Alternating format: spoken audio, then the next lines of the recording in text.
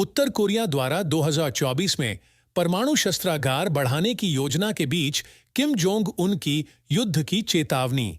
आइए जानते हैं विस्तार से। अगर आप चैनल पर नए हैं तो प्लीज लाइक, सब्सक्राइब और कमेंट में अपनी राय जरूर दर्ज करें। किम जोंग उन ने कहा कि उनके पास अपनी परमाणु महत्वाकांक्षाओं को आगे बढ़ाने और अमेरिका का विरोध करने वाले अन्य देशों के साथ गहरे संबंध बनाने के अलावा कोई विकल्प नहीं है। उत्तर कोरिया ने कहा कि वह 2024 में 3 नए जासूसी उपग्रह लॉन्च करने, सैन्य ड्रोन बनाने और अपने परमाणु शस्त्रागार को बढ़ाने की योजना बना रहा है, क्योंकि नेता किम जोंग उन ने चेतावनी दी थी कि अमेरिकी नीति युद्ध को अपरिहार्य बना रही है।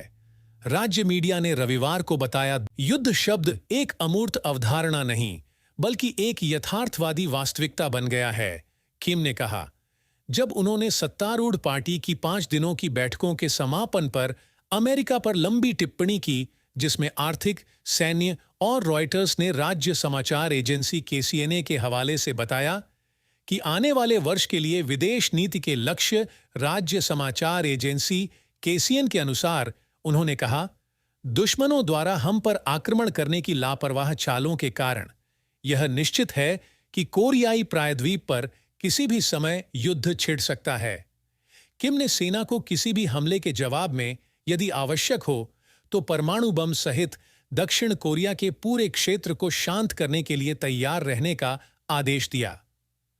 उत्तर कोरियाई नेता का भाषण उस वर्ष से पहले आया है जिसमें दक्षिण कोरिया और संयुक्त राज्य अमेरिका दोनों में महत्वपूर्ण चुनाव होंगे, यह कहते हुए कि वह ऐसे हथियारों की वापसी को नजरअंदाज नहीं कर सकते जिन्होंने उनके अनुसार दक्षिण कोरिया को पूरी तरह से संयुक्त राज्य अमेरिका के अग्रिम सैन्य अड्डे और परमाणु शस्त्रागार में बदल दिया। किम ने कहा कि उनके पास अपनी परमाणु महत्वाकांक्षाओं को आगे बढ़ाने और आगे बढ़ने के अलावा कोई विकल्प नहीं था। अमेरिका का विरोध करने वाले अन्य देशों के साथ गहरे संबंध। उत्तर कोरिया के चीन और रूस दोनों से गहरे रिश्ते हैं। दक्षिण कोरिया में अप्रैल में संसदीय चुनाव भी होगा, जो रूढ़िवादी राष्ट्रपति यूं सुक येओल के घरेलू और विदेशी एजेंडे को प्रभावित कर सकता है, जिन्होंने प्योंगयांग के प्रति आक्रामक रुख बनाए रखा है। दक्षिण कोरिया की राष्ट्रीय खुफिया सेवा एनआईएस ने गुरुवार को चेतावनी दी कि इस बात की बहुत अधिक संभावना है कि उत्तर कोरिया 2024 में अप्रत्याशित रूप से सैन्य उकसावे की कार्रवाई कर सकता है या साइबर हमला कर सकता है, जब चुनावों के साथ अस्थिर राजनीतिक स्थिति की उम्मीद है।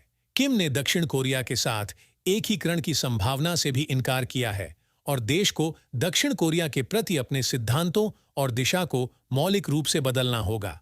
29 वर्षीय उत्तर कोरियाई नेता ने दक्षिण को एक उपनिवेशित राज्य बताते हुए कहा, उत्तर दक्षिण संबंध अब रिश्तेदारी या सजातीय संबंध नहीं रह गए हैं, बल्कि पूरी तरह से 2 शत्रु देशों, युद्धरत 2 जुझारू देशों के बीच का संबंध बन गए हैं। विशेषज्ञों के अनुसार उत्तर कोरिया नवंबर में अमेरिकी राष्ट्रपति चुनावों के आसपास किसी भी तरह का लाभ उठाने की कोशिश करने के लिए सैन्य दबाव का अभियान बनाए रखेगा।